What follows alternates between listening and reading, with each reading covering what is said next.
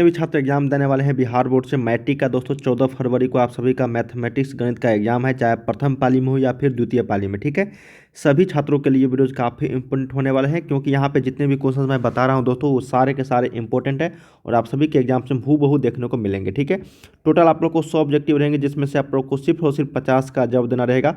30 आपको लघु उत्तरीय रहेंगे, जिसमें से आपको 15 का जवाब देना रहेगा। 8 आपको दीर्घ उत्तरीय लॉन्ग टाइप क्वेश्चन रहेंगे, जिसमें से सिर्फ और सिर्फ 4 का जवाब देना रहेगा। ठीक है, तो ये चीज़ आप लोगों के लिए काफ़ी यहाँ पे हेल्पफुल करेगी दोस्तों, क्योंकि दुगुने विकल्प के साथ क्वेश्चंस आएंगे। टोटल पूर्णांक रहेंगे 100 मार्क्स का। ठीक है, समय दिए जाएंगे आपको 3 घंटे 15 मिनट का। तो चलिए एक एक प्रश्न देखते हैं दोस्तों। जितने भी छात्र एग्जाम देने वाले हैं बिहार बोर्ड से 14 फरवरी को गणित का, उन सभी छात्रों के लिए वीडियो काफ़ी इंपॉर्टेंट होने वाले हैं। तो चलिए हम लोग यहाँ पे स्टार्ट करते हैं। वीडियो को लाइक कर लीजिएगा सभी छात्र और चैनल को सब्सक्राइब कर लीजिएगा, ताकि इसी तरीके से नए वीडियो लेकर आएंगे हम लोग तो आपको नोटिफिकेशन दोस्तों मिल जाएगा करेगा। ठीक है, सभी सब्जेक्ट का हम लोग आंसर की के साथ लेकर आने वाले हैं एग्जाम्स के दिन। तो सभी छात्र चैनल को सब्सक्राइब कर लीजिएगा और साथ में बेल आइकन को प्रेस कर देना। ठीक है, और वेबसाइट का लिंक है डिस्क्रिप्शन में दोस्तों, यहाँ से लाखों छात्र पढ़ाई कर लें। गूगल पे सर्च कीजिएगा starstudy.com या फिर लिंक आपको नीचे डिस्क्रिप्शन में दे दूंगा। ठीक है, तो चलिए हम लोग यहाँ पे पहला प्रश्न देखते हैं।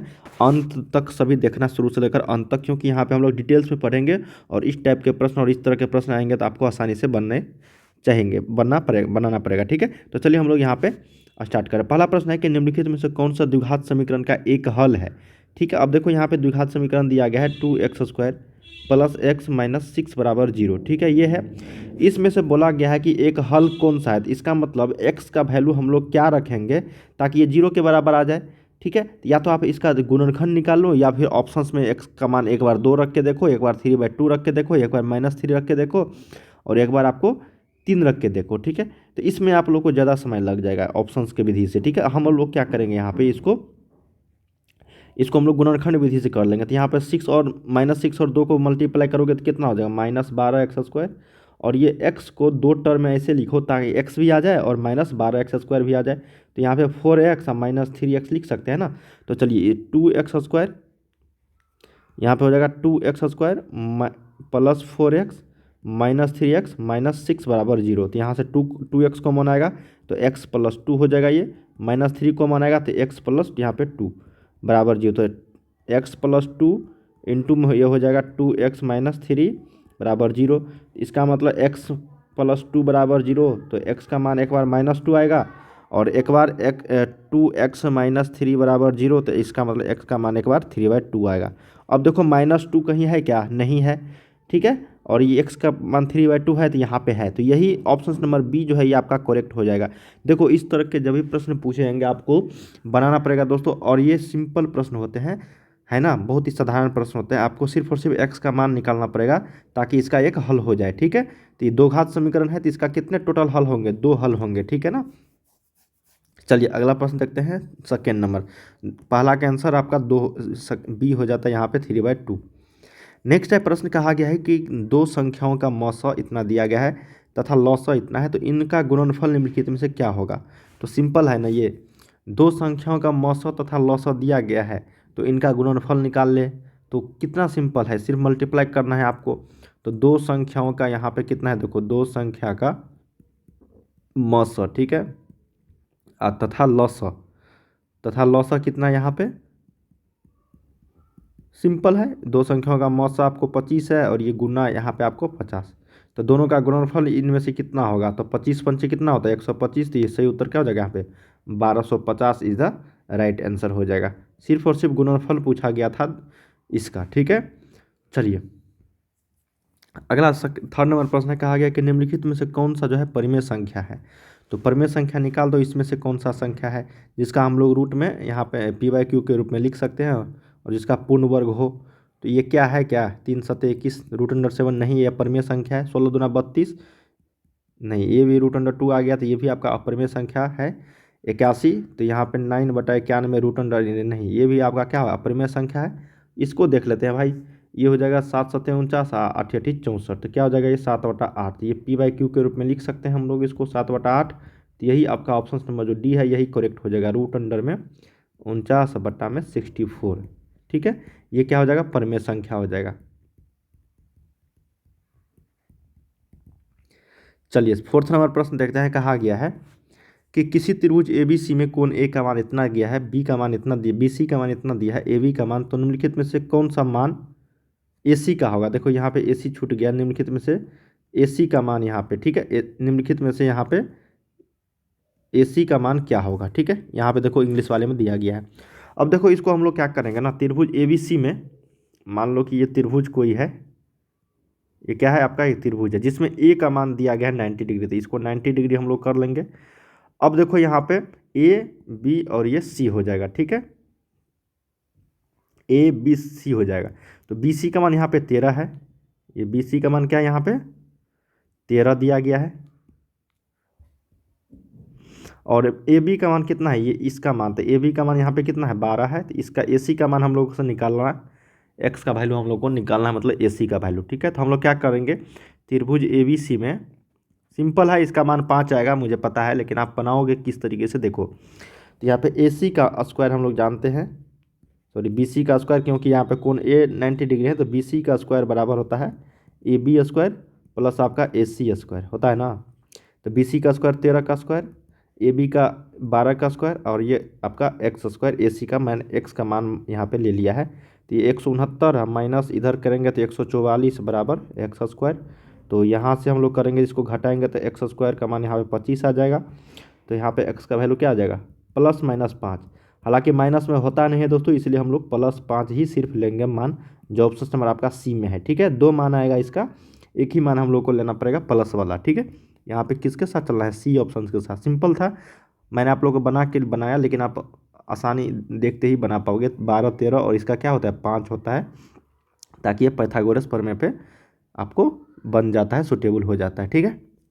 चलिए 5th नंबर प्रश्न देखते हैं। कहा गया है कि इस समांतर श्रेणी का प्रथम धनात्मक पद निम्नलिखित में से कौन सा होगा। प्रथम धनात्मक पद मतलब ये जो दिया गया है -11 -8 -5, 3 घटा रहा है ना, तो यहाँ पे हो जाएगा कितना बताओ -2, ठीक है। तो ये क्या हो जाएगा बताओ यहाँ पे। उसके बाद प्रथम धनात्मक पद बोला गया है ना, फिर यहाँ पे -1, फिर उसके बाद 1, फिर उसके बाद आपका 2।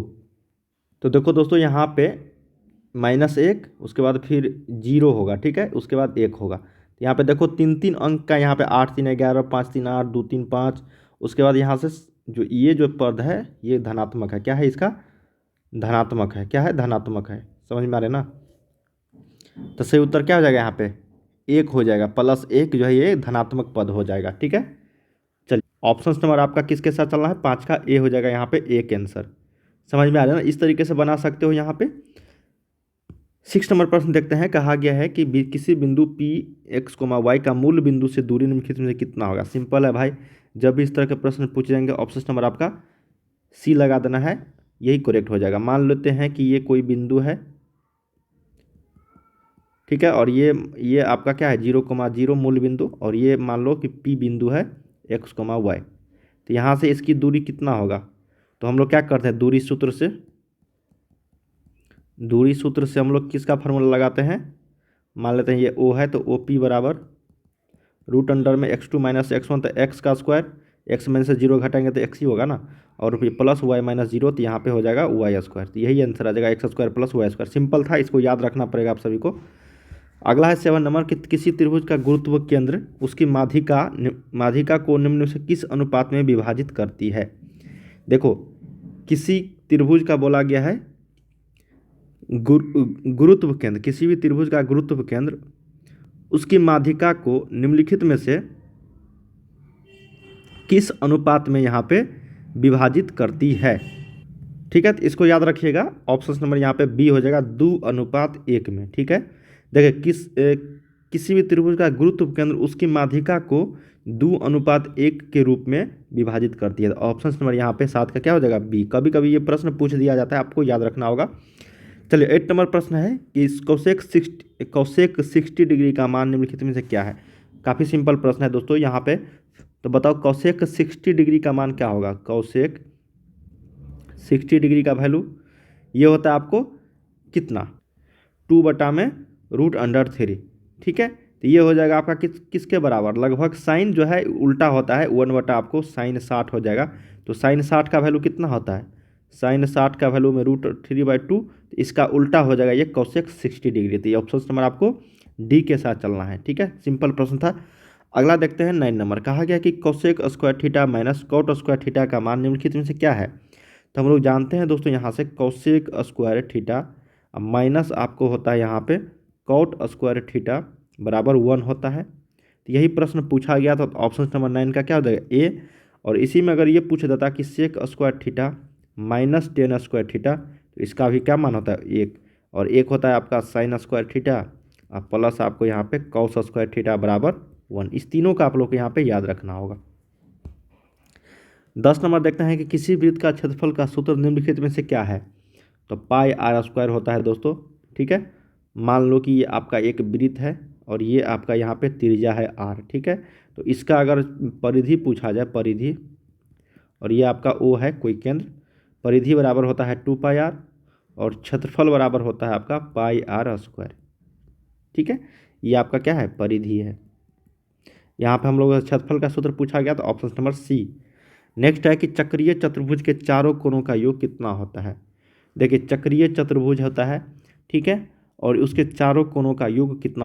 तो किसी भी चतुर्भुज के चारों कोणों का योग कितना होता है बताओ, 360 डिग्री होता है ना। तो सही उत्तर क्या हो जाएगा यहाँ पे, ऑप्शन नंबर सी हो जाएगा। किसी भी चक्रीय चतुर्भुज के चारों कोणों का योग 360 ही डिग्री होगा, ठीक है ना। ऑप्शन नंबर क्या हो जाएगा 11 का सी।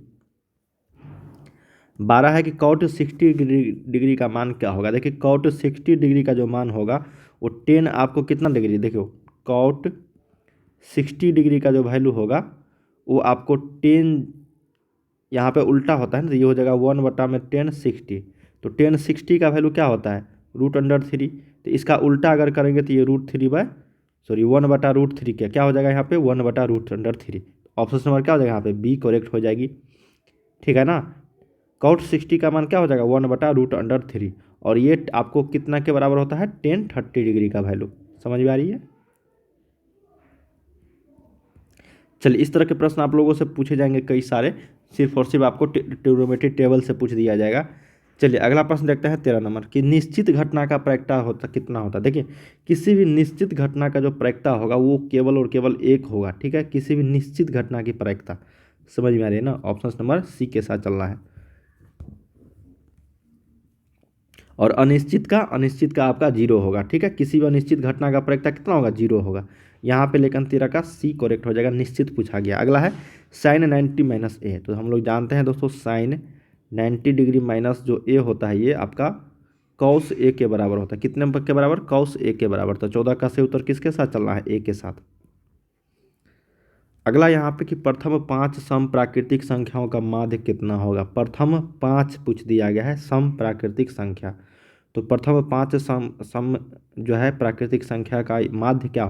तो प्राकृतिक सम संख्या कहाँ से स्टार्ट होगा, 2 से। तो 2 + 4 + 6 + 8 + 10, यही ना है प्रथम 5 सम प्राकृतिक संख्या। इसको कितना से मल्टीप्लाई करेंगे 5 ना, तो 5 है तो 5 से इसको अगर जोड़ेंगे हम लोग, ऐड करेंगे इसको, तो ये 30 आ जाएगा। 30/5, इसको हम लोग 6, तो ये माध्य कितना आ जाएगा माध्य। तो माध्य का मान आ गया आपका 6 आ गया, जो ऑप्शन नंबर आपका डी में है यही करेक्ट हो जाएगा। सिंपल प्रश्न था, कई सारे छात्र इसको डर जाते हैं क्वेश्चन देख के।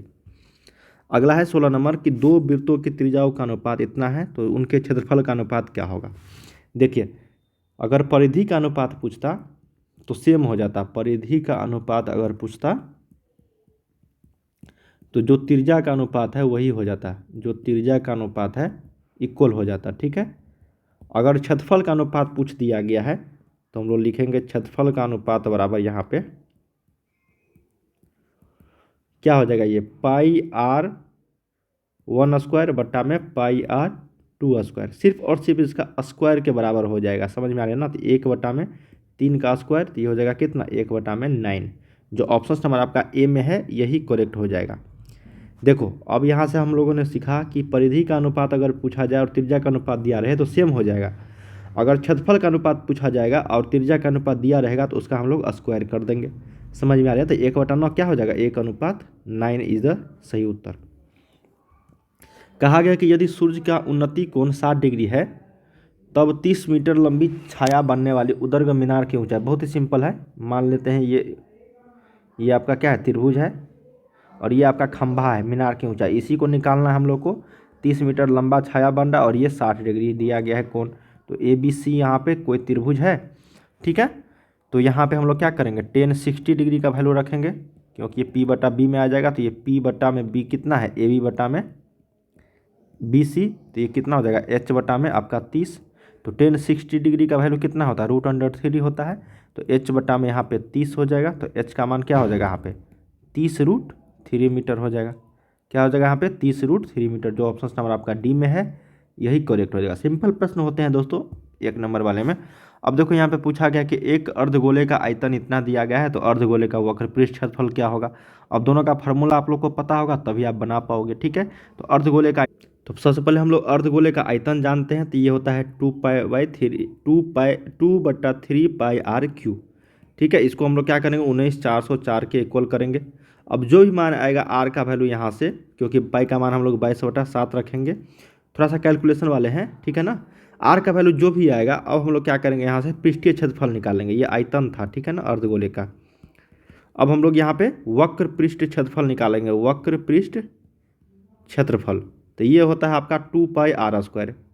क्या होता है ये, 2πr²। यहाँ से आर का वैल्यू इसमें हम लोग रख देंगे, तो यहाँ से हम लोग को पृष्ठ क्षेत्रफल निकल जाएगा। इसका आंसर आ जाएगा दोस्तों 2772 सेंटीमीटर स्क्वायर, ठीक है। जो ऑप्शन नंबर आपका ए में है, थोड़ा सा कैलकुलेशन करो, आ जाएगा, ठीक है मान। चलिए नेक्स्ट प्रश्न देखते हैं। इसका आंसर 18 का ए हो जाएगा।